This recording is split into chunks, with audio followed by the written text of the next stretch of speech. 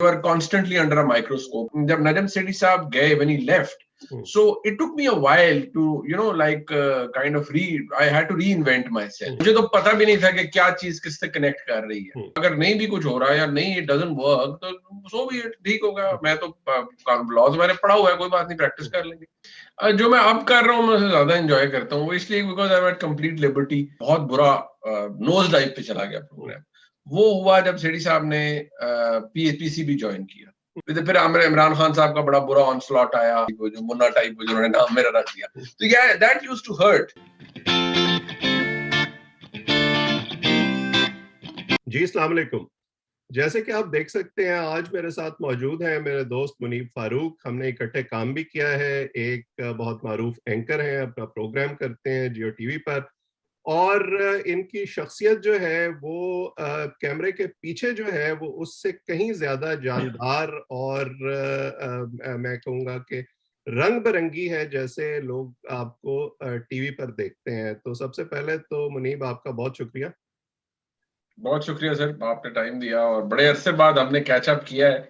I think it's been quite a while now. बिल्कुल, बस ये जिंदगी की मसरूफियात कुछ ऐसी ही हैं. तो सबसे पहले तो शुरू करते हैं. आप अभी जो ताज़ा ताज़ा आपकी मसरूफियात हैं, आप आजकल कैपिटल टॉक कर रहे हैं, तो मुझे ये बताएं कि क्या फ़र्क है अपना प्रोग्राम करने में और किसी और का प्रोग्राम करने में? बिस्मिल्लाहिर्रहमानिर्रहीम. पहले तो बहुत शुक्रिया वैसे आपने वक्त दिया. और इट्स ऑनेस्टली बहुत कुछ वो रिकॉल मुझे हो रहा है कि जब when we used to work together, वो बड़ा एक वक्त था. वो मैं भी अपने करियर की बहुत ही वो फॉर्मेटिव स्टेज पे था. आप काफी सीनियर थे न्यूज रूम के अंदर, तो मुझे अभी भी याद आता है कि जब वो I would come down running कि ये क्या हो गया, वो क्या होगा, फलानी चीज दे दे, फलानी चीज दे दे. तो आई मीन वो काफी चीजें रिकलेक्शन काफी है मेरे पास. But we had a good time. Well, we had a very good time. We used to have a lot of fun, particularly in the news meetings that we always attended. उसमें बड़ा हमें sugar भी लगता था. But अच्छा, ये जो concept है प्रोग्राम में शुरू में आया, तो जब मैंने काम शुरू किया था, तो उस वक्त तो नेचुरल बात है, आपका कोई अपना शो नहीं होता, तो you know go here and there and people fit you in, just like a placeholder और समथिंग. लेकिन over the period of time अल्लाह ताला का करम रहा. और अब क्योंकि मैं अपना प्रोग्राम अपने नाम से अल्हम्दुलिल्लाह कर रहा हूँ, वो एक ऐसे ही बीच में वो पीएसएल की वजह से एक ब्रेक आ गई. वो नेचुरल बात है. वो कुछ दिनों वो हमेशा जब भी पीएसएल होता है तो वो एक उसमें ब्रेक आ जाता है. अब क्योंकि वो आई भी थी और फिर ये हामिद मीर साहब वाला मसला शुरू हो गया, तो जो मैनेजमेंट थी, तो उनके पास they had a very good argument कि भाई आपका अपना शो जो है वो it's on a break for about 2-3 weeks. तो we are facing a very serious problem here. It's the prime time and we want a recognized current affairs face there. So आप आए, it will benefit you immensely in terms of your professional growth and you just take it from there. इसमें कोई ऐसा issue नहीं है. So I was a bit reluctant honestly शुरू में, कि यार एक तो ये था कि मेरे लिए थोड़ा ये था कि मैं लाहौर बेस्ड और इस्लामाबाद आके करना. तो एक चीज मैंने देखी है कि मैं पर्सनली उससे बहुत एडवांटेज मुझे मिल रहा है. आप एक तो you tend to know people, plus जो स्टूडियो के अंदर गेस्ट बैठ के आप उनसे इंटरेक्ट करते हैं और वो प्रोग्राम करते हैं, तो प्रोग्राम में भी जान डाल जाती है. और प्लस आपको ये भी पता चलता है कि आपकी स्ट्रेंथ क्या है, आपकी लिमिटेशंस क्या हैं. जिन लोगों के जिस ऑर्गेनाइजेशन के लिए आप काम कर रहे होते हैं, उनको भी पता चलता है कि भाई आपकी स्ट्रेंथ या लिमिटेशन क्या है, और वो भी बड़ा इसको वैल्यूएट करते हैं. फिर आपको फीडबैक बड़ा नया किस्म का मिलता है. So I have been getting that feedback और अल्हम्दुलिल्लाह अभी तक तो अच्छा ही रहा है. उसमें काफी चीजें मैं खुद पर्सनली लर्न कर रहा हूँ. सो मैं अभी इसको उस तरह नहीं देख रहा कि I am going there and I am doing someone else's job. I've been given this opportunity and job के यार आपने ये काम करना है. So I don't know कि अभी ये कर रहा हूँ and what's going to happen 2 weeks down the line.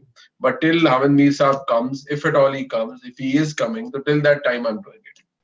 तो प्रेपरेशन का कोई फर्क होता है? क्योंकि when you are filling in for somebody, वो जो कहते हैं stepping into somebody's shoes, और हामिद मीर साहब का बहुत बड़ा नाम है, बेशक वो मोस्ट वाइडली वॉच्ड शो है उनका पाकिस्तान में. तो कभी कभी आप उससे ओवरऑड होते हैं थोड़ा सा, और आपको लगता है कि नहीं मुझे उससे ज्यादा एफर्ट करनी चाहिए जो मैं नॉर्मली करता हूँ? अच्छा, ये बात टू एन एक्सटेंट मैं इससे एग्री करता हूँ. एक तो ये कि बिकॉज आप वो आप you are constantly under a microscope, आपको जब देखा जा रहा होता है, और मुझे बड़ा हमेशा वो लगता है कि यार इफ इमीडिएट कंपैरिजन शुरू होते हैं, और लोग content, appearance, substance, the way you talk, the way you conduct a show. Aman Mir साहब नो डाउट 20 साल से वो तकरीबन ये प्रोग्राम होस्ट कर रहे थे, और अभी भी who knows कि वो किस दिन वापस आ जाए। Obviously it's entirely his decision, obviously, and the management decision. लेकिन वैसे आप जो जब ये कहते हैं कि वो वापस आ जाए, तो कुछ लोग ऐसे होंगे जिनको ये बात अच्छी नहीं लगेगी।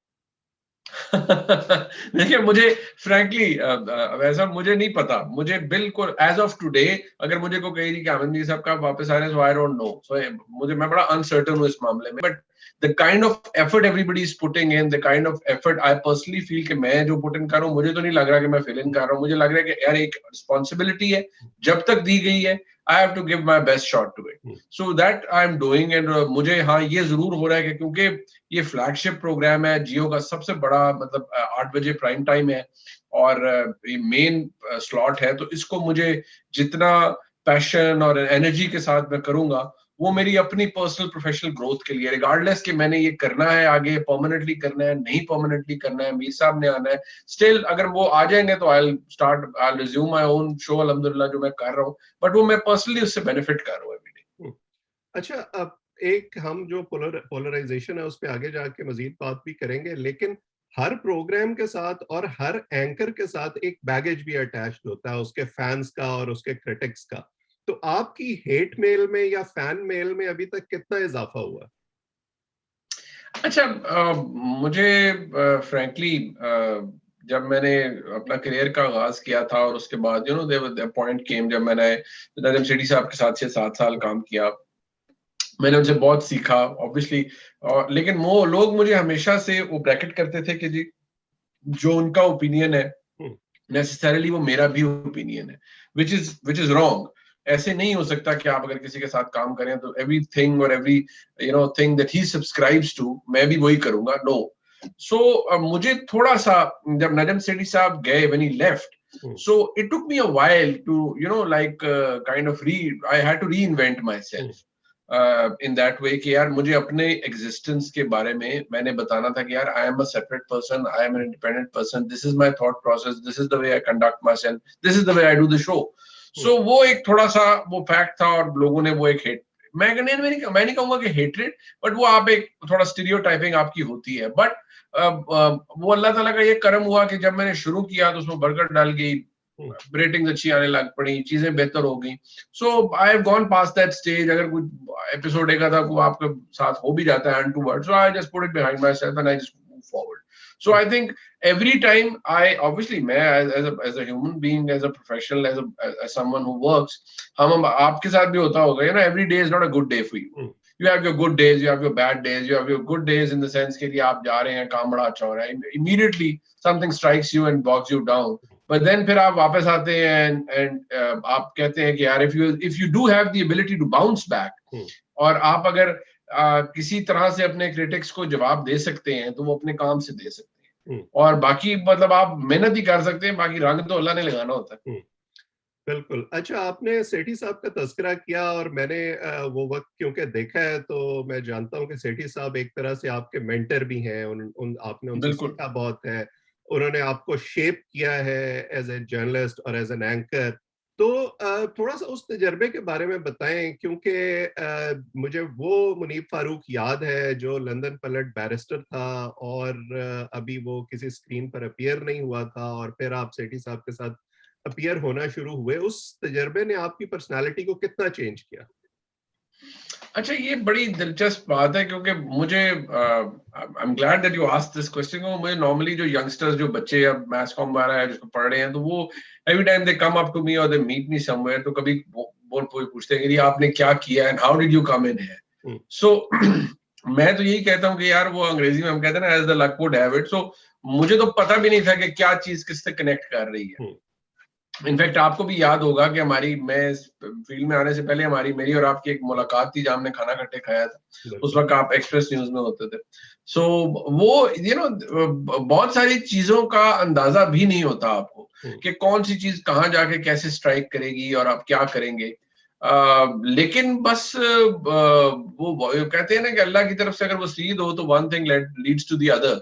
जैसे आप अक्सर आप बता रहे होते हैं कि जैसे आप यूएस आए आप पढ़ने के लिए या उस हिसाब से आए, लेकिन आप जैसे लोग बहुत कम हो गए जो फैमिली को आपने रेलोकेट किया, ना सिर्फ रेलोकेट किया, माशाल्लाह एस्टैब्लिश खुद को किया, वहां पर सेटल हो गए। सो इसमें वो जो किरदार है दुआओं का और अल्लाह की मेहरबानी का, मेरा भी वही हिसाब है जी कि वो सेठी साहब के साथ वो शुरू किया। बहुत सारे लोगों ने honestly they used to you know I won't say this but they used to tell me कि यार ओ भाई तुम्हारा तो कोई हाल नहीं होगा, ये इतना बड़ा जर्नलिस्ट है, तुम उसके साथ काम कर रहे हो, you will never be able to grow.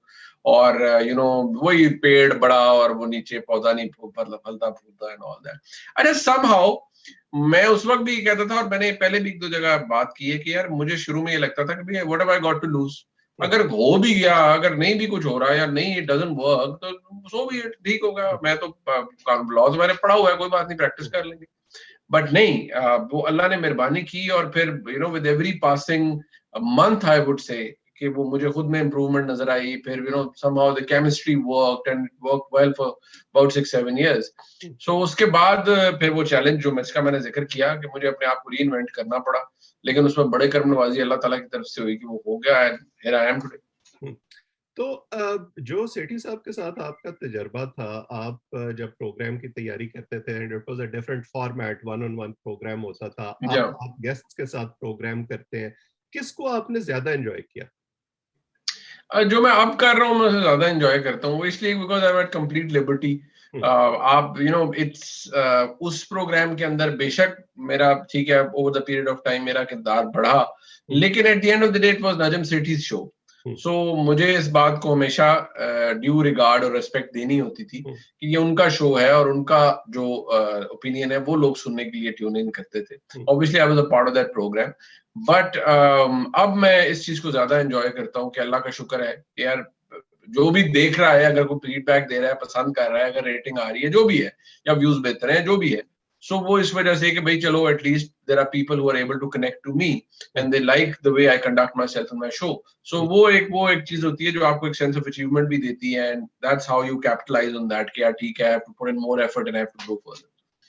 अच्छा, जो एंकर्स की जोड़ियां हैं वो भी मुझे लगता है कि एक तरह से फिल्मी जोड़ियों की तरह होती हैं, वो हर फिल्म में इकट्ठे कास्ट होती हैं क्योंकि वो एक तरह से हिट फिल्म का फॉर्मूला बन जाता है। आपने देखा होगा कि अब हमारे यहाँ जो एंकर्स की जोड़ियां हैं या टीम्स हैं वो इकट्ठी मूव करती हैं एक जगह से दूसरी जगह। आपने ऐसा नहीं किया, आप जियो में ही रहे, आपने अपना शो करना शुरू कर दिया सेठी साहब के जाने के बाद। तो कब ये मौका आया कि जब आप ने ये फैसला किया कि नहीं, now I need to outgrow of that shadow? अच्छा, वो बड़ा इंटरेस्टिंग है कि वो 2017 था और उससे ना ऑब्वियसली जब कोई चीज शेल खत्म होनी हो या किसी ने जाना तो आपको you start getting that feeling. So मुझे वो एक फीलिंग आ गई थी 2017 के शुरू में कि यार ये सेठी साहब के साथ जो मामला चल रहे थे जो भी थे, बिकॉज उसमें सेठी साहब की मैं अभी भी कहता हूँ कि पीक था 2011, 12 और 13 उनके वो शो का। मतलब इतना ज्यादा लोग देखा जाता था कि you know everywhere he would go, I would go, we would get spotted कि यार यू नो लाइक ये वो प्रोग्राम करते हैं। But then there was a time जहां बहुत बुरा नोज डाइव पे चला गया प्रोग्राम। वो हुआ जब सेठी साहब ने पीसीबी ज्वाइन किया। You know, program lost its image, उनकी credibility के major issues आ गए। Natural बात है, people started questioning कि भाई how can you know do these things simultaneously? You're working for a government and you are coming on a TV show doing an analysis, and that too on the performance of the government. So imagine somebody heading ECB, the English Cricket Board, और BBC आगे program करे, so it doesn't sync, it doesn't work like that. So वो एक argument इतना strong था because I personally, मैंने तो शायद पहले दिन जब ये हुआ तो मैंने सेठी साहब को कहा it's a wrong move to make. अगर आपने काम करना है तो फिर यही काम करना है, then you should leave journalism. But that was his choice. वो जिस जब वो जितने वो experienced है और जितना उनको अल्लाह ताला ने मतलब वो experience दिया, रूज दिया, तो एक स्टेज आती है जहां पर people you know create a dogma of their own and no matter whatever you say to them it doesn't appeal to them. So वो फिर वक्त गुजर गया और वो उस चीज ने बड़ा वो उसको बहुत हिट लगी उसको और वो credibility you know फिर इमरान खान साहब का बड़ा बुरा ऑनस्लॉट आया उन्होंने उनको बड़े एक्यूजेशंस लगाए वो कि बाद में वो सारे झूठे साबित हुए, बट वो आपकी किसी की रेपुटेशन तो टार्निश हो गई सारी। फिर वो 2017 में obviously there was the time when I knew कि ही इज गोइंग और ही लेफ्ट देन। फिर मेरे पास बस यही था कि अपॉर्चुनिटी यही थी कि यार मुझे I had to prove myself again. तो अल्लाह ताला ने करम किया और इस बात को 4 साल से ऊपर हो गई। अच्छा, मैं ये पूछे बगैर नहीं रह सकता कि आपके और सेठी साहब के बारे में जो मीम्स बनते थे वो आप देखते थे और कितना आप उनको एंजॉय करते थे या आपको गुस्सा आता था कि यार ये क्या हो रहा है? अच्छा, मैं उसमें ना जो चीज मैं भी कहता हूँ और मैं इसको बड़ा ओपनली एडमिट भी करता हूँ, you know it's a cool thing to, मुझे बड़ा मजा आता था, मुझे बड़ा मजा आता था। नहीं, मुझे मजा बिल्कुल नहीं आता था। वो इसलिए कि मुझे अगर कोई वैसे जानता है या मुझे किसी ने ऐसे फिजिकली देखा हुआ है कि मैं 6 फुट मेरा कद है, मैं हाथ हाथ पांव से अल्हम्दुलिल्लाह ठीक ठाक हूँ, किसी में बच जाऊं तो उसको पता चल जाएगा मेरा। तो और है भी मेरा जरा देहाती सा बैकग्राउंड है, आप भी जानते हैं। सो वो जो वहाँ इंप्रेशन आता था वो ऐसे लगता था कि बड़ी मम्मी डैडी किस्म का बच्चा है और जी वो लाहौर का कोई अपब्रिंगिंग हुई भी है और कोई बड़ा ही वो जो मुन्ना टाइप जिन्होंने नाम मेरा रख दिया। तो यार दैट यूज्ड टू हर्ट। यार this is completely against my personality and it's not, I wasn't enjoying it to be honest.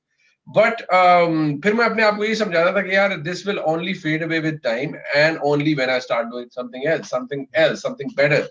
तो फिर वो अल्लाह ताला की तरफ से अपॉर्चुनिटी आई और things started working. Good good. और आपने सही कहा कि हम जैसे लोग जो आपको पहले से जानते थे, मतलब जब हम भी ये चीजें देखते थे तो हम सोचते थे कि यार मतलब ये किसी के गुस्से का इजहार तो हो सकता है लेकिन इसके हकीकत से कोई ताल्लुक नहीं है। जी, मुनीब के साथ इंटरव्यू का पहला हिस्सा यहीं तमाम होता है। दूसरा हिस्सा देखने के लिए चैनल को सब्सक्राइब जरूर कीजिए। मैं दोबारा पोस्ट करूंगा तो आप उसको देख सकेंगे। अब तक के लिए इतना ही। आपका बहुत शुक्रिया।